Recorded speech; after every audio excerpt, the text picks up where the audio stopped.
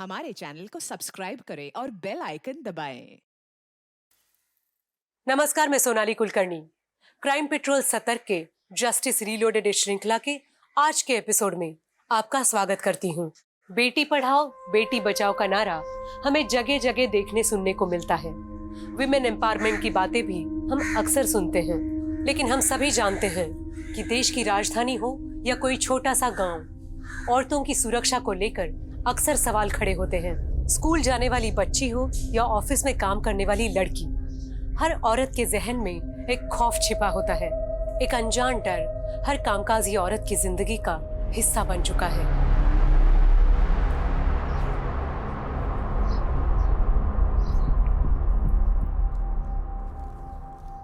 Good morning uncle. Good morning बेटा। Uncle दृष्टि कहाँ पर है? अंदर ही है कमरे में, जाओ मिल लो। हाँ। दृष्टि,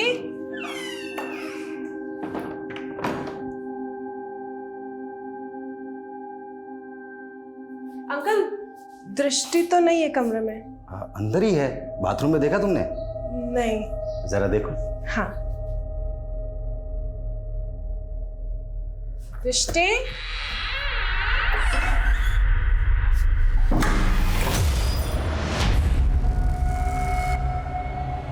अंकल वो दृष्टि तो बात।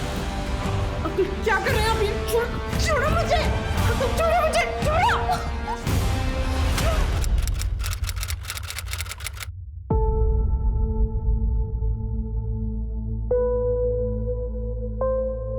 मान ले आज से तेरा नया जन्म हुआ है। जो भी हुआ सब भूल जा।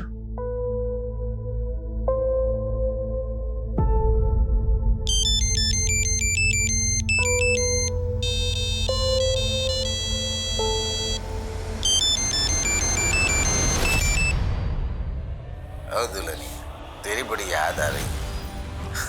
मिलने आना। और तूने ना किया ना, शादी भी टूट जाएगी। तेरा बिना कपड़े वाला फोटो है ना, वो तेरे होने वाले पति को भेज दूंगा।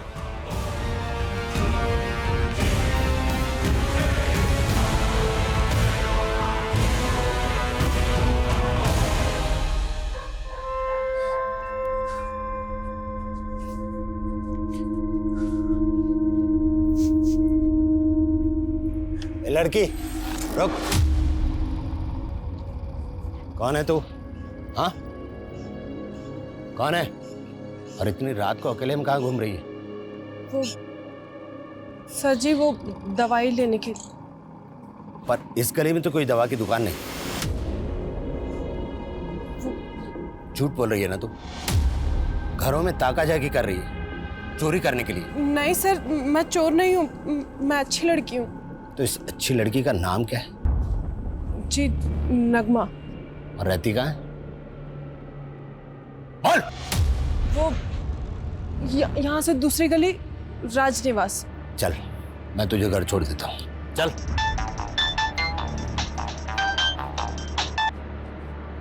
जी जनाब।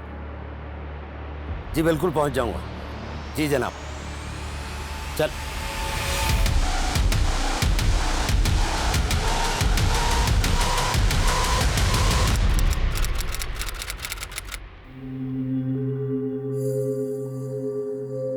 लड़की, लड़की रुक।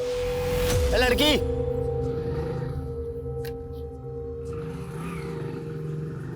ए लड़की रुक। ए, इतनी देर से आवाज लगा रहा हूं, सुनाई नहीं देता? उस दिन चकमा देके भाग गई थी ना, हैं? अब नहीं बच पाएगी। पूरा राजनिवास छान मारा मैंने, कोई नगमा नाम की लड़की नहीं रहती वहां। तेरा असली नाम नगमा नहीं है ना? बोल।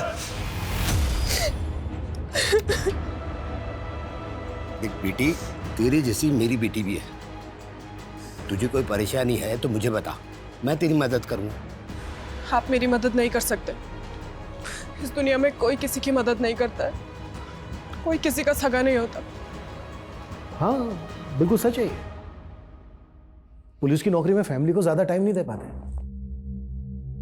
ऊपर से होली दिवाली जैसे त्योहारों पर तो फैमिली के साथ सोशल डिस्टेंसिंग कुछ ज्यादा ही हो जाती है। वो क्या है, एक्शन में रहने के लिए इमोशन को साइड में रखना पड़ता है। धीरे धीरे ये हमारा नेचर बन जाता है, आदत में शुमार हो जाता है। लेकिन एक केस था,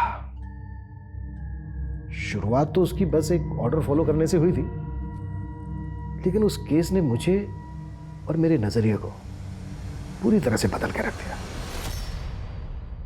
इंटरनेशनल वुमेन्स डे को ध्यान में रखते हुए ऊपर से ऑर्डर मिले हैं कि जितने भी औरतों के खिलाफ हुए अपराध के अनसॉल्व केसेस हैं पूरी ओपन किए जाए।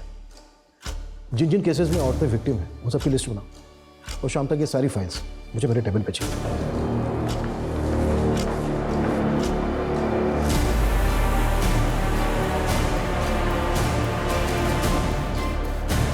सर हमने 3 केस नोट डाउन किए। ये हमारे फर्स्ट केस की फाइल।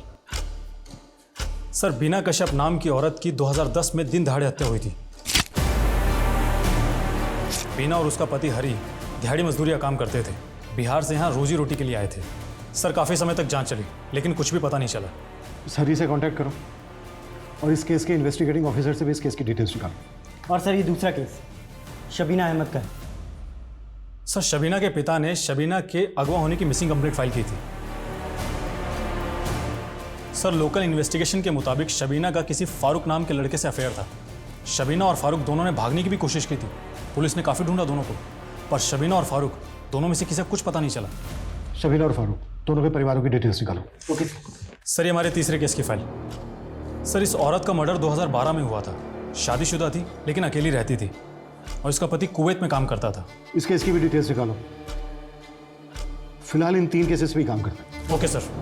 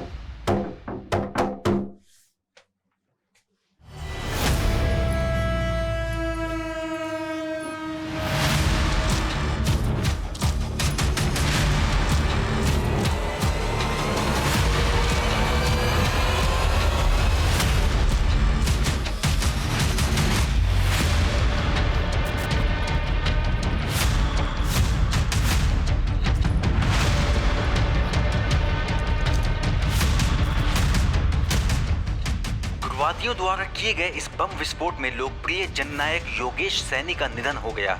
इस खौफनाक हादसे के पीछे किस संगठन का हाथ है ये अब तक नहीं पता चल पाया है।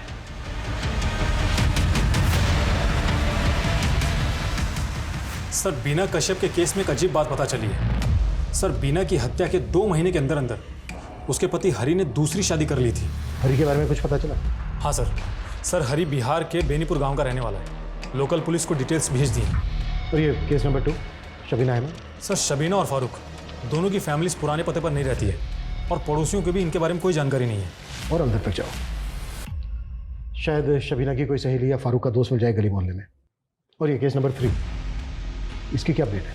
सर ये औरत जिस किराए के घर में रहती थी उस घर के मकान मालिक ने सालों पहले वो घर बेच दिया और पड़ोसियों से भी कोई नई जानकारी नहीं मिली है। वैसे सर खबरियों काम पर लगा दिया है।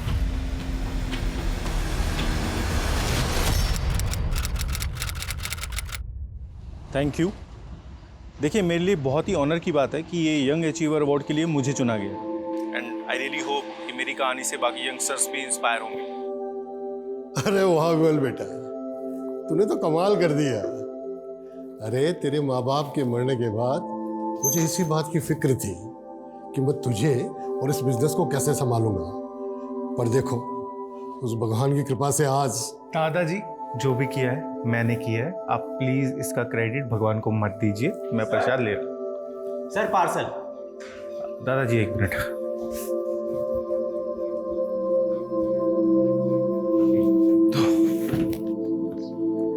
सर आप भगवान को नहीं मानते, नास्तिक है। देखो मैं इन सब पे विश्वास नहीं करता हूँ, मैं साइंस और लॉजिक को ज्यादा मानता हूँ। ये लो। और हाँ ये प्रसाद खा लेना। हाँ बोलो। अरे मैंने तुम्हें जितना कहा है तुम उतना बजट कोट करो ना, तुम शेखावत की टेंशन क्यों ले रहे हो? हाँ मैं तुम्हें मेल कर रहा हूँ। बेटा विमल, कोई परेशानी है? दादाजी वो शेखावत हमें पैसों के दम पे खरीदना चाहता है। लेकिन बेटा वो शेखावत बहुत खतरनाक आदमी है, जरा संभल के। लेकिन अगर मैं सही हूं तो मैं क्यों डरूं उससे? दादाजी आप टेंशन मत लीजिए, मैं मैनेज कर लूंगा।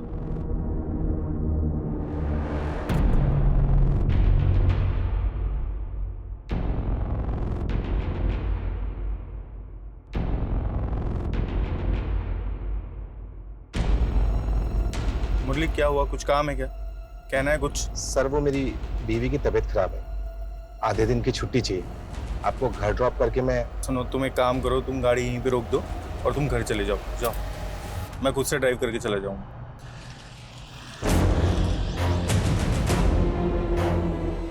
हेलो। हाँ विमल सर निकल चुके। चलो चैप्टर समझ में आया? ठीक है, अब कल कंटिन्यू करते हैं, मुझे कहीं जाना है। जयंती ये लो। मैम ये आपके हाथ में क्या लिखा है? ये उर्दू लैंग्वेज में कमल लिखा है। कमल यानी लोटस? पर आपका नाम तो मधु है, तो आपके हाथ पे ही लोटस क्यों? तेरे ना सवाल कभी खत्म नहीं होते। चल भाग जा ऐसे, वरना ज्यादा होमवर्क दे दूंगी। बाय। पूरा कंप्लीट चाहिए होमवर्क मुझे।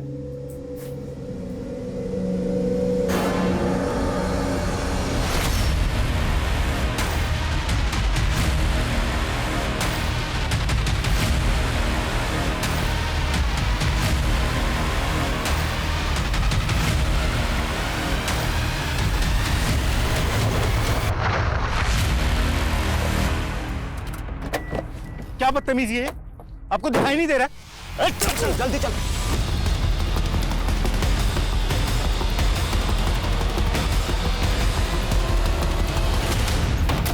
मधु तुझे अंदाजा भी है तूने क्या देखा है? एक खून के केस की चश्मदीद गवाह है तू। अरे क्या जरूरत थी पुलिस को ये सब बताने की? प्रेम अब देखना पुलिस बार बार परेशान कर देगी तुझे। प्रेम शांत हो जाओ ना। माफ कर दे मुझे, मैं गुस्से में बहुत कुछ बोल गया ना, पर क्या करूं, तेरी फिक्र होती है मुझे। तुम टेंशन मत लो, एक बार हम कुवैत चले जाएंगे ना तो ये सारी प्रॉब्लम से छुटकारा मिल जाएगा। इतना आसान नहीं है मधु। वो जो 4 लाख तूने गहने बेचकर मुझे दिए थे, उससे सिर्फ मेरा वीजा और वर्क परमिट बना है, बस। तो मतलब तुम अकेले कुवैत जाओगे मुझे छोड़कर? कुछ ही महीनों की तो बात है मधु। एक बार बस मैं वहाँ पहुँच गया तो फौरन पैसे कमाने के इंतजाम करने में लग जाऊंगा और फिर तुझे भी वहाँ बुला लूंगा। प्रेम लेकिन मैं यहाँ अकेले तुम्हारे बिना। मधु तुझे मुझ पे भरोसा तो है ना? अगर नहीं है तो बता दे, मैं उन्हें मना कर देता हूँ। नहीं, तुम जाओ, मैं तुम्हारा वेट कर लूँगी। मधु तुम कितनी अच्छी हो, सबसे अच्छी।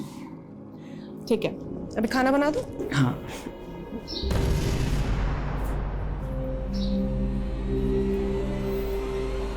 मधु मान गई।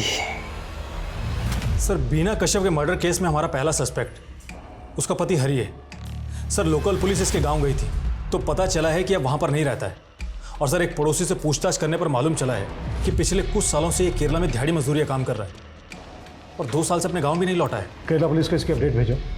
और ये केस नंबर 2 शबीना अहमद, इसकी क्या प्रोग्रेस है? सर शबीना के बारे में तो कुछ भी पता नहीं चला है, लेकिन फारूक के बारे में पता चल गया है। लोकल टीम उससे पूछताछ करने निकल चुकी है। और केस नंबर 3 इसकी क्या अपडेट है? सर इस केस के इन्वेस्टिगेटिंग ऑफिसर को मैंने पुलिस स्टेशन बुला लिया है। प्रेम लो, अच्छा सुनो, फ्लाइट में बैठते ही मुझे फोन करना भूलना नहीं। ये भी कोई कहने की बात है? और देखना 4-5 महीने बाद तुझे भी वहाँ बुला लूंगा।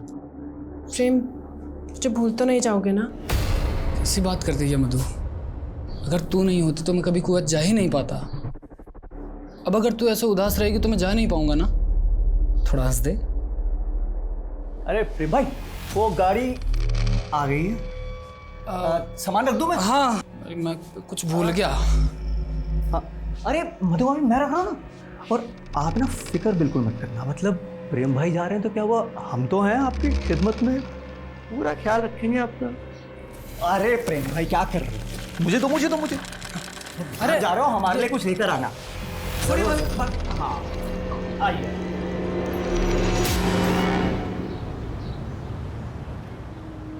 जयंती हुआ सॉल्व? दिखा। हाँ, अरे नहीं देख, ऐसे करेगी तो हमेशा गलत ही आंसर आएगा ना, तुझे बोला था ना। जयंती इधर ध्यान दे, इस मेथड से ट्राई कर, मैं वापस आती हूँ, चेक करूंगी। अस्सलाम वालेकुम। वालेकुम अस्सलाम। वो दरअसल क्या है ना,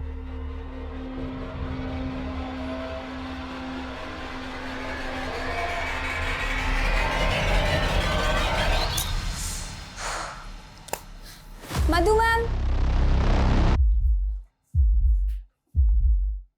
मधु मैम, मधु, मधु मिली क्या मधु? नहीं, हमने पानी टंकी के पास देखा पर मधु कहीं नहीं मिली। मैं वहां देख कर आता हूँ। हाँ, हम उधर देखते हैं। हाँ। गौतम भैया, मधु मैडम को पता चला क्या? अरे नहीं भाभी, सारे में देख लिया, कहीं पता नहीं चल रहा मधु भाभी का। मुझे लगता है प्रेम भाई को हमें बता देना चाहिए। हाँ।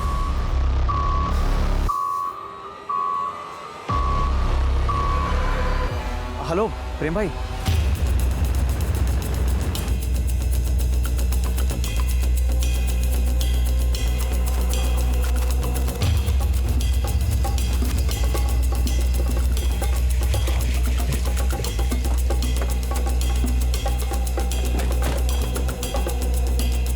पीछे हटिए, पीछे पीछे पीछे पीछे चलिए।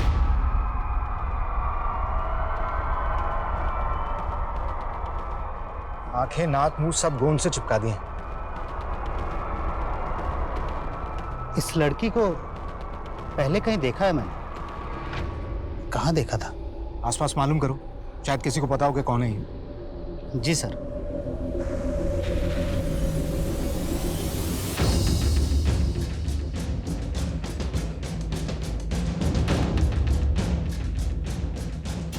सर, लड़की की पहचान हो गई सर, मधु नाम है इसका। बच्चों को ट्यूशन पढ़ाई करती थी, यहीं पास के मोहल्ले में रहती थी। आज सुबह ही अचानक गायब हो गई थी सर। आखिरी बार किसने देखा था इसे? जयंती बेटा, डरने की कोई बात नहीं है, अच्छी तरीके से याद करके बताओ। जो आदमी तुम्हारी मधु मैम से मिलने आया था आज, वो कैसा दिखता था?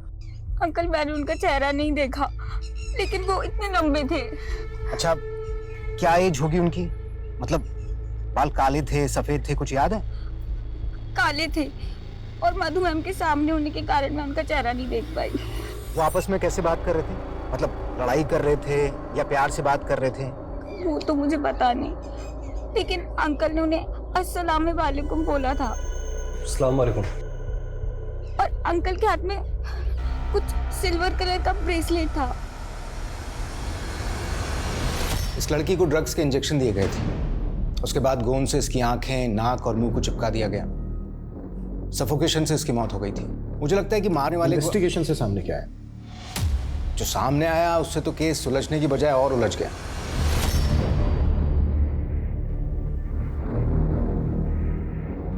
सर, मैंने आपसे कहा था ना कि इस लड़की को पहले मैंने देखा है। इस लड़की का नाम मधु नहीं, नीलोफर है। जी सर।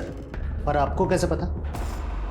ये देखो, ये इसके हाथ पर उर्दू में एक टैटू बना हुआ है, मैंने पता करवाया, ये नीलोफर लिखा हुआ। और पोस्टमार्टम से ये भी पता चला है कि इसके साथ में गैंगरेप हुआ था और गोंद से इसके जो आंख, नाक, मुंह को चिपकाया गया था, उस वजह से सफोकेशन हुआ और इसकी मौत हो गई। तुम्हें इस केस के बारे में और क्या पता चला? ये देखिए सर, नीलोफर और मधु की मिसिंग फाइल, उसके फादर अयूब ने मिसिंग कंप्लेंट लिखवाई। तो ये नीलोफर रेवाड़ी की रहने वाली थी, लेकिन नीलोफर से मधु क्यों बनी? फिर हमने नीलोफर के पति प्रेम से बात की, जो उस वक्त कुवैत में था। जी, उसने बताया कि ये दोनों आपस में प्यार किया करते थे, लेकिन दोनों के प्यार के बीच मजहब आ गया, इसलिए दोनों ने भागकर शादी कर ली। और फिर नीलोफर के घर वालों से बचने के लिए नीलोफर का नाम बदलकर मधु कर दिया गया। नीलोफर की मिसिंग कंप्लेंट उसके फादर अयूब ने लिखवाई। जी, हमने अयूब को ढूंढा लेकिन मिला नहीं। पड़ोसी ने बताया कि बदनामी के डर से उसने अपना घर बदल लिया। और आपने केस क्लोज कर दिया? जी नहीं, हमने और एंगल टटोले। सर, मुझे लगता है कि ये केस नीलोफर के अतीत से जुड़ा हुआ है। नीलोफर की बीती जिंदगी में जाने से कुछ नहीं होगा। जो आदमी नीलोफर से मिलने आया था उसी ने उसका मर्डर किया। तो सर, इलाके के सारे हिस्ट्री शीटरों को उठा ले।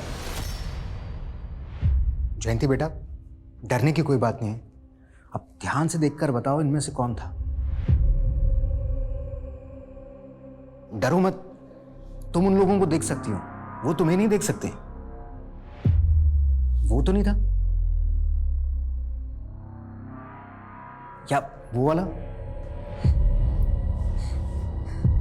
हम काफी महीनों तक इस केस में लगे रहे मगर कोई क्लू नहीं मिला। फिर मेरा ट्रांसफर हो गया। मैं सिर्फ यही कह सकता हूं कि इस केस में मैंने अपनी तरफ से कोई कोर कसर नहीं छोड़ी।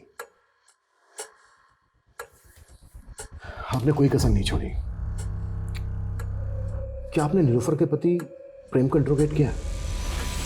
जो आदमी नीलोफर से मिलने आया था, क्या उसके अलावा आपके पास कोई दूसरा सस्पेक्ट था? क्या ये पॉसिबल नहीं है कि नीलोफर ऑनर किलिंग का शिकार हुई? उसके पिता अयूब ने ही उसका मर्डर किया हो? जी नहीं, आप ये बताइए कि किस बेसिस पे आप इस नतीजे पर पहुंचे कि जो आदमी नीलोफर से मिलने आया था उसी ने नीलोफर को मारा है? अगर उसका इरादा नीलोफर को मारने का होता तो क्या वो जयंती की मौजूदगी में आता? और अगर वो जयंती की मौजूदगी में आया भी तो क्या उसको जिंदा छोड़ता? एक्चुअली इस तरह से हमने सोचा ही नहीं। इस केस को हमें शुरू से इन्वेस्टिगेट करना होगा। सबसे पहले ये पता लगाओ कि नीलोफर का पति अभी भी कुवैत में है या इंडिया लौटा है। सर, और सर नीलोफर की स्टूडेंट जयंती, जिसने आखिरी बार नीलोफर को देखा था, उसके बारे में पता लगाता हूँ। जिस ब्रूटैलिटी के साथ नीलोफर को मारा गया, उसकी आंखें, नाक, मुंह सब ग्लू से चिपकाए गए। सफोकेशन से मरी वो। उससे तो यही लगता है कि किसी की गहरी रंजिश रही होगी नीलोफर के साथ। सर, नीलोफर के पिता अयूब ने अपनी बेटी की मिसिंग कंप्लेंट तो फाइल की थी, लेकिन उसकी मौत के बाद से एकदम से गायब हो गया। अयूब ने समाज के डर की वजह से अपनी बेटी को नहीं अपनाया होगा, या फिर वजह कुछ और रही होगी। अयूब भाई, अब नीलोफर काफी बड़ी हो गई है। उसकी शादी के बारे में आपने कुछ सोचा या नहीं? अगर उसकी अम्मी जिंदा होती तो अच्छा सा लड़का ढूंढ देती नीलोफर के लिए। अरे आप एक बार बोलकर तो देखिए, नीलोफर के लिए एक से एक लड़कों की लाइन लगा देंगे। 2 जगह बात चलाई है, अगर जवाब नहीं आता है तो बताऊंगा। जी जरूर।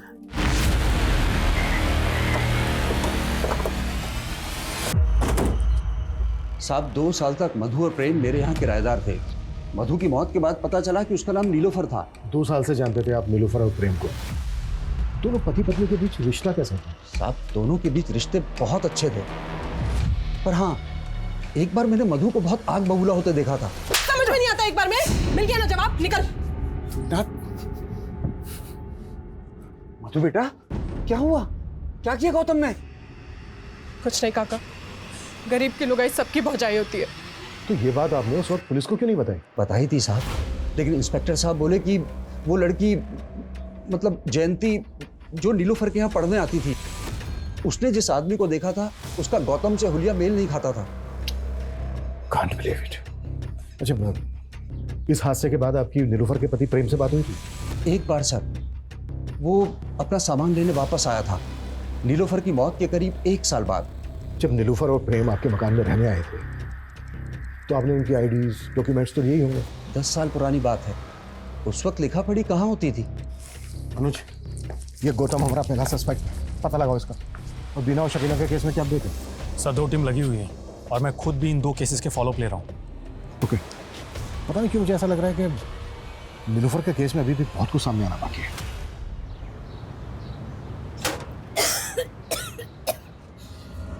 अम्मी, ये क्या हालत बना रखी है आपने अपनी? नीलोफर,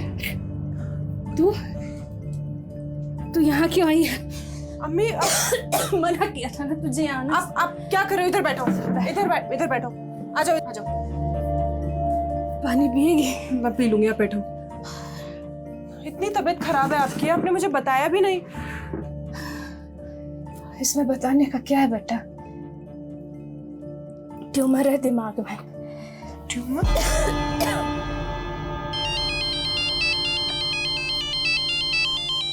हाँ हेलो गौतम, मेरी अभी अम्मी के डॉक्टर से बात हुई। उन्होंने बोला कि अम्मी के इलाज के लिए 6 लाख रुपए लगेंगे। 6 लाख? नीलोफर, इतने रुपए कहाँ से आएंगे? कुछ समझ में नहीं आ रहा है, क्या करूं। मेरे पास करीबन 1 लाख रुपए रहेंगे, लेकिन बाकी के पैसे, गौतम तुम कुछ करो ना। अरे नीलोफर, अब मैं क्या करूंगा इसमें? लेकिन हाँ सुन, तू अगर चाहे ना तो तेरे लिए ये 6 लाख रुपयों का जुगाड़ करना कोई मुश्किल बात नहीं है। अगर तू चाहे तो। समझ रही ना क्या क्या कह रहा हूं मैं?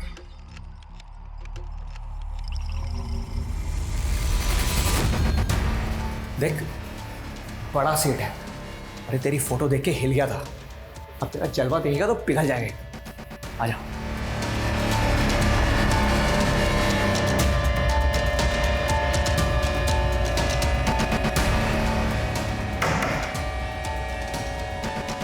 सेठ,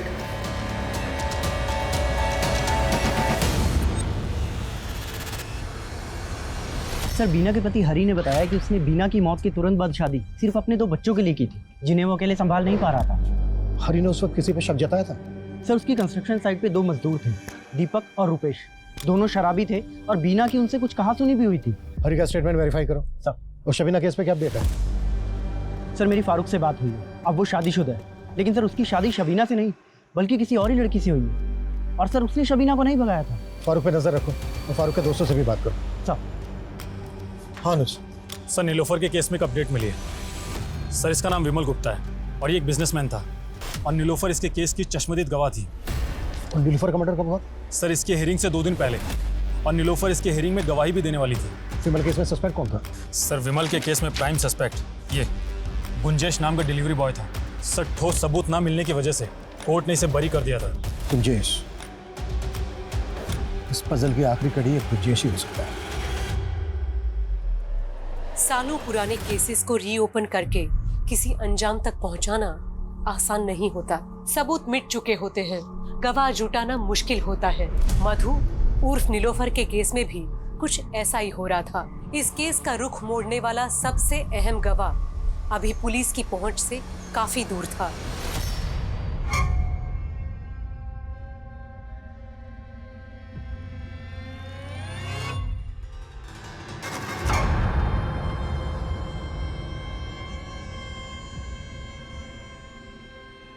अच्छा सुनो, मैं जा रही हूँ, शाम तक लौटूंगी। Okay darling.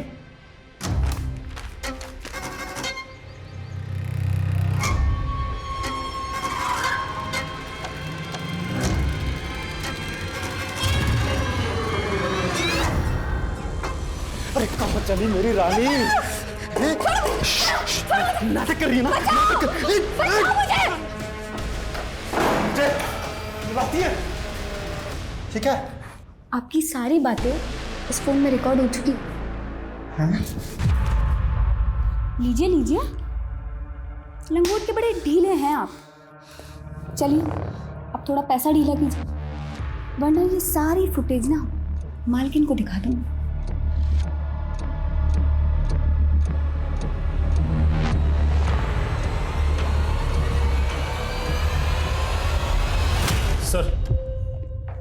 Sir delivery boy Gunjesh के बारे में कुछ भी पता नहीं चला है, लेकिन नीलोफर को आखिरी बार जिस लड़की ने देखा था, जयंती। हाँ सर उसके बारे में पता चल गया है। वो दिल्ली में मेड का काम करती है। और नीलोफर के पिता अयूब के बारे में पता चल गया है। अयूब का है? जेल में, एक मर्डर के केस में 4 साल से जेल में है। मर्डर केस में? हाँ सर। और सर एक चौंकाने वाली बात पता चली है, अयूब के बीवी बच्चे मेवात में रहते हैं। जब मैंने उनसे बात की तो पता चला है कि अयूब की कोई नीलोफर नाम की बेटी ही नहीं है। What? नहीं यार, उस कंजे से सिर्फ 20,000 कमा पाई मैं। अब इन छोटी मछलियों से काम नहीं चलने वाला, कोई बड़ी मछली फंसानी होगी। तू एक काम कर, मुझे साउथ दिल्ली के ऐसे 5 रईसों के नाम दे जो हवस के पुजारी भी होने चाहिए और अमीर भी। ठीक है, 1 मिनट।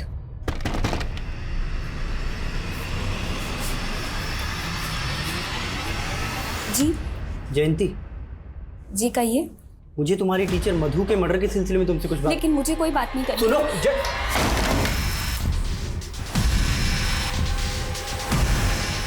सब कौन नीलोफर?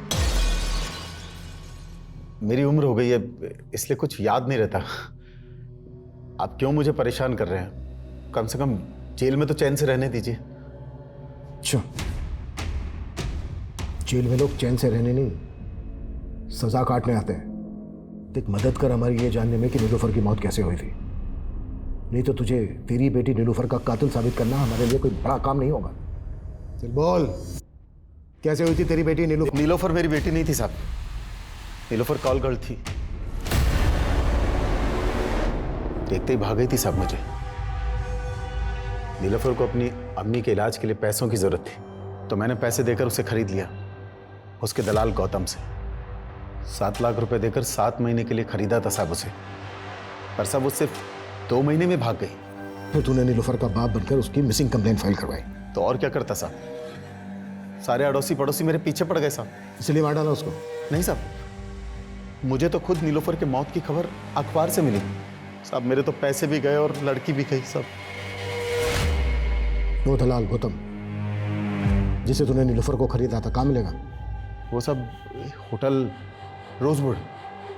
रोजवुड उसका पुराना अड्डा हुआ करता था, शायद अब भी वहां आता जाता हो।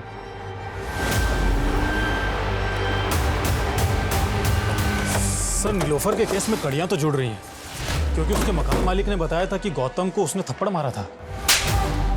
कहीं ऐसा तो नहीं है कि ये गौतम नीलूफर को वापस प्रोस्टिट्यूशन में ले जाना चाहता था और नीलूफर तैयार नहीं थी इसके लिए? अनुज, होटल रोजवुड पे नजर रखो, ये गौतम किसी भी हालत में बचना नहीं चाहिए। Okay sir. और हाँ सर, जयंती भी कॉपरेट नहीं कर रही है। जयंती के लिए ऐसा? सर एटीटी ने फाइल भेजी, नीलोफर के केस से कनेक्टेड है।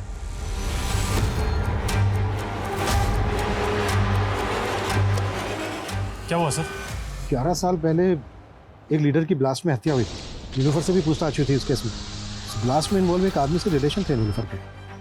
उस वक्त नीलूफर ने एटीटी को बताया था कि वो एक कॉल कर रहा है, उसके बहुत सारे क्लाइंट हैं जिनकी बैकग्राउंड के बारे में उसे कुछ नहीं पता। इसका मतलब नीलोफर के लिंक उग्रवादियों से भी थे? एटीटी को शक तो था नीलूफर पे, हालांकि कुछ साबित नहीं हुआ। पहले एक टीचर, उसके बाद कॉल कर, फिर उग्रवादियों से उसके संग।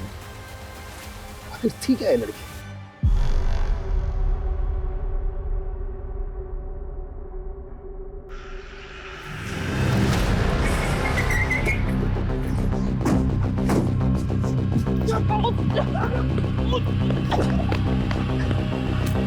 लगे 40।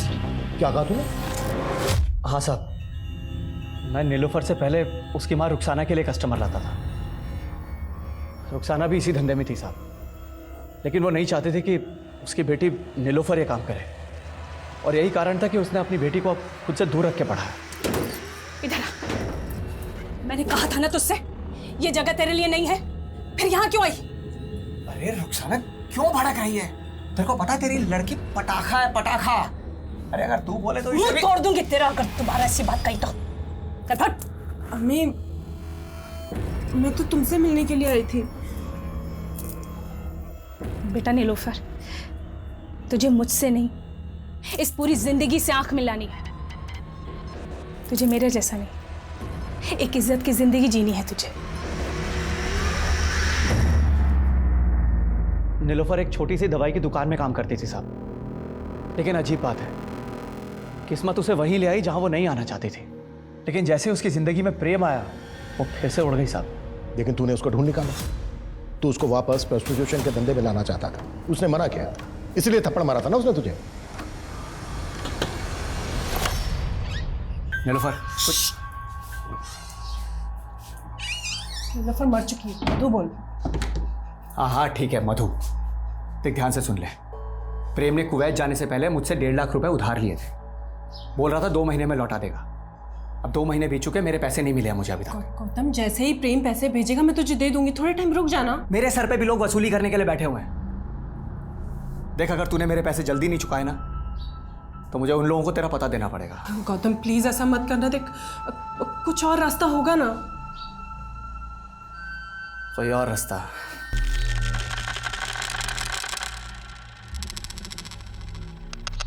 एक रास्ता है। शर्म नहीं आती तुझे? उसने धंधा करने से मना कर दिया, इसलिए तूने उसको मार डाला।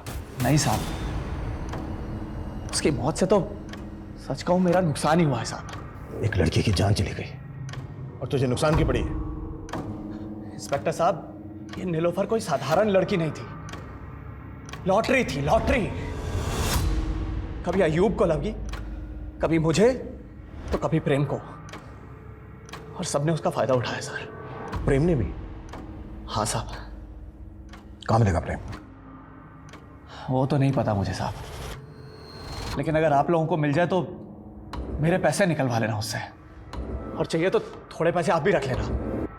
अरे सर, अरे मारिए सर, मैं एक खास इंफॉर्मेशन दे सकता हूँ आपको सर। सर, एक औरत है आयशा कुरैशी नाम की। आयशा कुरैशी? हाँ सर, वो इस नीलोफर की बहुत अच्छी दोस्त हुआ करती थी। मुझे पक्का यकीन है कि उसे ज़रूर पता होगा इन दिनों ये प्रेम कहाँ पे है।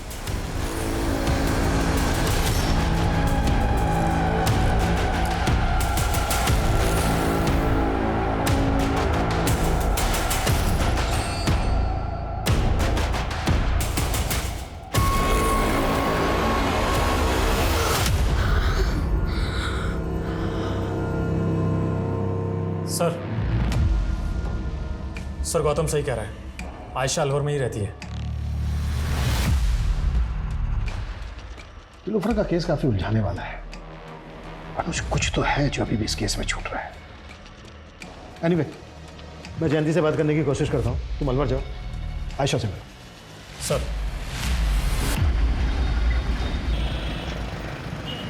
जी सर, नीलोफर और मैं पहले एक ही मोहल्ले में रहते थे। कुछ ही दिनों में दोस्ती भी हमारी अच्छी हो गई थी। प्रेम के साथ खुश थी सर वो, लेकिन ये गौतम उसे बहुत तंग करता था सर। बार बार उसे वापस से धंधे में बैठने के लिए दबाव डालता था। हो ना हो सर, ये गौतम ने ही उसे मारा है। अगर गौतम ने नीलोफर को मारा है तो वो बचेगा नहीं, लेकिन हमारा प्रेम से बात करना बहुत ज़रूरी है। कुछ बता सकती हो प्रेम के बारे में? सर, मुझे प्रेम के बारे में कुछ नहीं पता।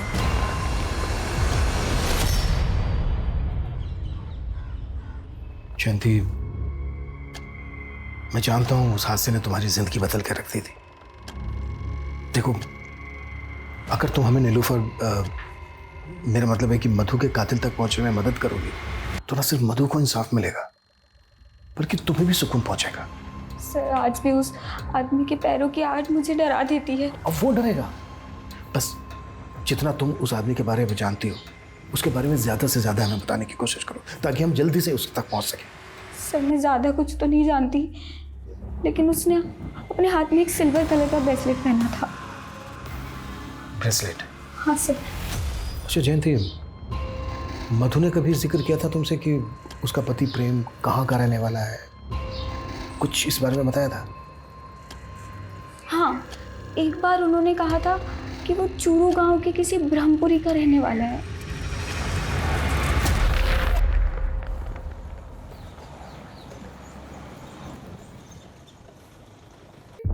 प्रेम शुक्ला? सब प्रेम को तो 2015 में किसी ने मार दिया था। कैसे हो सकता है? कितना नजदीक थे हम केस सॉल्व करने के। सर, प्रेम की पोस्टमार्टम रिपोर्ट। सर, रिपोर्ट के मुताबिक प्रेम की आंखें, मुंह, नाक भी नीलोफर की तरह ग्लू से चिपकाए गए थे और दोनों की बॉडी में सेम ड्रग के ट्रेसेस भी मिले थे। लेकिन नीलोफर को तड़पा तड़पा के मारा गया, जबकि प्रेम को मारने में जल्दबाजी दिखाई गई है। प्रेम की मौत सफोकेशन से नहीं हुई बल्कि फटल ब्लो से हुई। प्रेम के चेहरे और सर पर 5 बार वार किए गए। हो ना हो, नीलोफर और प्रेम का कातिल एक ही है। अनुज, नीलोफर और प्रेम के मर्डर की पहले की उनकी सारी एक्टिविटीज पता करो। Yes sir.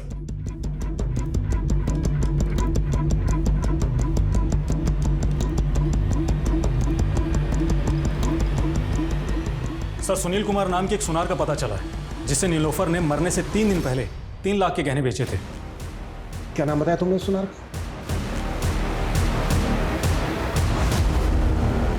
Sir, Sunil Kumar. किसी ज़माने में मैं भी पुलिस में था, तब से जानता हूँ नीलोफर को। उस वक्त वो एक छोटी सी दुकान पर बैठा करती थी, फिर अचानक पता नहीं कहाँ गायब हो गई और फिर मेरी रिटायरमेंट के बाद वो मुझसे मिली। तब पता लगा कि उसने किसी प्रेम नाम के लड़के से शादी कर ली। उसकी मौत से कुछ दिन पहले ही उसने मुझे घर पर बुलाया था। बेटा, प्रेम को कुवैत बेचने के लिए तूने पहले ही कितने जेवर बेच दिए, अब ये भी बेच दी कि तो तेरे पास क्या बचेगा? चाचा, ये जेवर बेचकर मुझे भी कुवैत जाना है, प्रेम के पास। मुझे जेवर की नहीं, अपने पति की ज़रूरत है। आप देखिए ना, इनका जितना भी पैसा बनता है आप मुझे दे दीजिए। मुझे क्या पता था कि वो पैसे उसकी मौत से जा जुड़ेंगे। जरूर सर, इन पैसों की वजह से ही किसी ने मार दिया नीलोफर को। ठीक है सुनील, फिलहाल तुम जा सकते हो, जरूरत पड़ी तो दोबारा बुलाएंगे। जी सर। अनुज, अपने खबरियों से कहो कि वो पता लगाएं कि नीलोफर के मर्डर के आसपास किसी के पास अचानक से बहुत सारे पैसे आए थे क्या? Yes sir.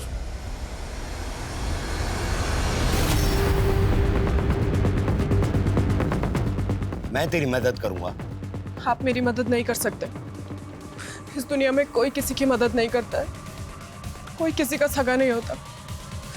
जो करना था मैंने खुद कर लिया।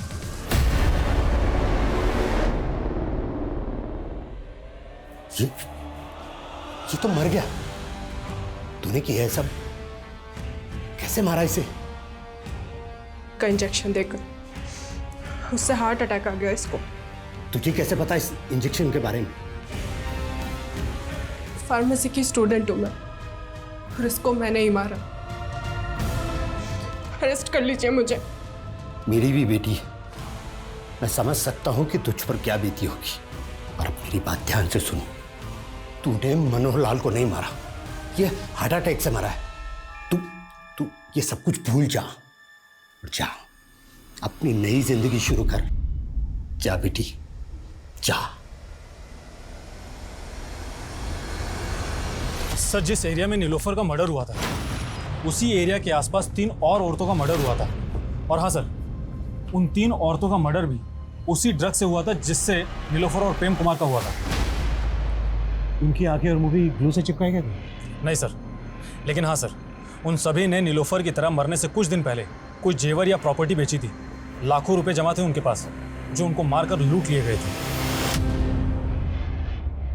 ये किसी सीरियल किलर का काम तो नहीं है? सर, नीलोफर के मोहल्ले में एक शोएब नाम का आदमी रहता था। सर, वैसे तो कड़का था, लेकिन अचानक से उसके पास काफ़ी पैसा आ गया था और नीलोफर की मौत के कुछ दिन बाद ही शोएब अपनी बीवी के साथ नए घर में शिफ्ट हो गया है। ये देखिए सर, ये उसका एड्रेस है। हाँ सर, शोएब मेरे पति है। कहाँ मिलेगा शोएब इस वक्त? सर, वो अक्सर शहर के बाहर रहते हैं।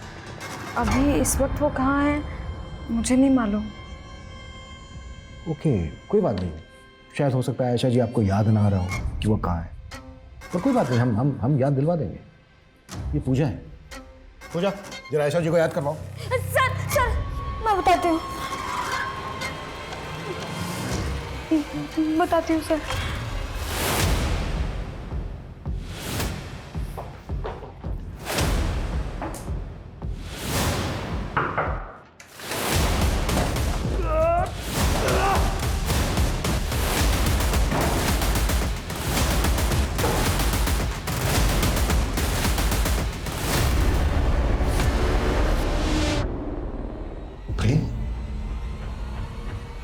तो शोएब का है? आयशा का पति शोएब का है? शोएब छोटा मोटा चोर था। जब वो जेल में था तो मैं और आयशा करीब आए और हम दोनों को प्यार हो गया। आइए आइए आयशा जी आइए। आप ही का इंतजार था, बता रही है। आगे बोल। आयशा शोएब को छोड़कर मेरे साथ शादी करना चाहती थी, इसलिए हमने एक प्लान बनाया था। शोएब बहुत पुराने ख्यालातों वाला था और जब वो जेल से छूट कर आया तो आयशा ने उससे बताया कि पैसे कमाने के चक्कर में उसने प्रोस्टिट्यूशन का धंधा करना शुरू कर दिया है। सर, मुझे लगा था ये सुन के शोएब बहुत खफा होंगे और मुझे तलाक दे देंगे और फिर तुम प्रेम के साथ शादी कर लोगे। जाहिर सी बात है, ऐसा नहीं होगा। जी हाँ सर, लेकिन हमने हार नहीं मानी सर। मैंने नीलोफर को बेवकूफ़ बनाकर उससे पैसे लिए और फिर कुवैत चला गया। तू भी छुटकारा पाना चाहता था नीलोफर से? हाँ, लेकिन वो भी शोएब की तरह मुझे छोड़ने को तैयार नहीं थी। मैं जानती थी शोएब पैसा कमाने के लिए बहुत हाथ पैर मार रहा है। ये बात आयशा ने कुवैत फ़ोन करके मुझे बताई। मुझे एक आइडिया आया। मैंने शोएब को नीलोफर का खून करने के लिए पैसे का लालच दिया था और वो मान गया।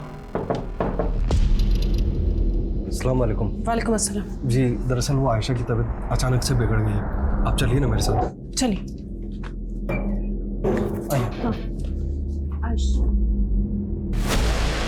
नीलोफर के बाद शोएब की बारी थी।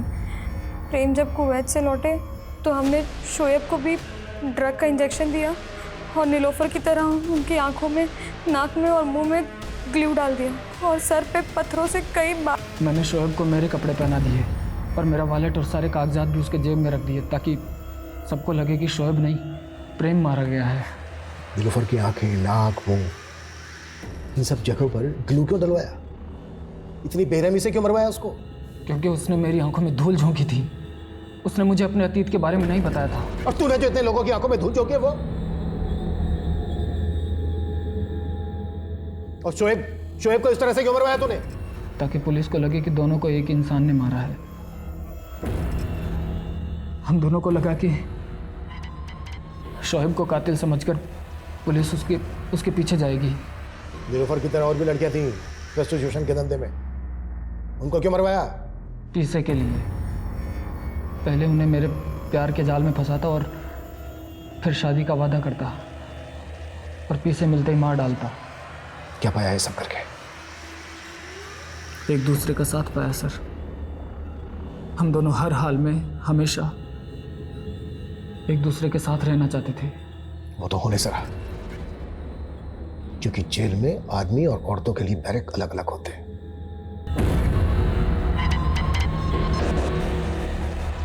मधु उर्फ नीलूफर की कहानी ने मेरी अब तक की क्राइम की समझ पर कई सवाल या निशान खड़े कर दिए। मुझे एहसास हुआ कि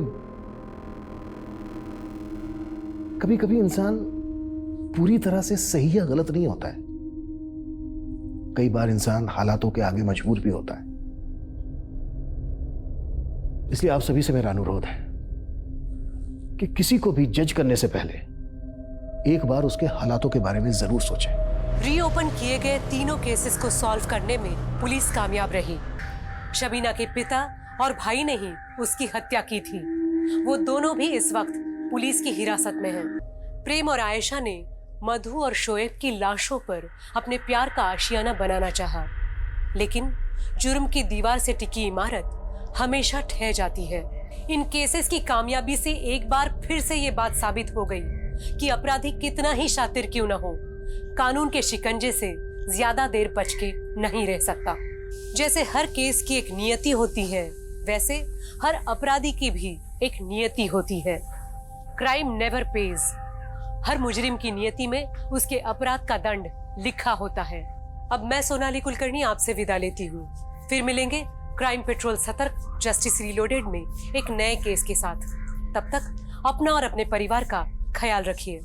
आप जानते हैं हम सब एक मुश्किल दौर से गुजर रहे हैं। कृपया मास्क पहने, सैनिटाइजर का इस्तेमाल करें और सोशल डिस्टेंसिंग ध्यान में रखें। देखते रहिए क्राइम पेट्रोल सतर्क। जय Hind. For more updates, subscribe to our channel, click the show links and enjoy watching the videos.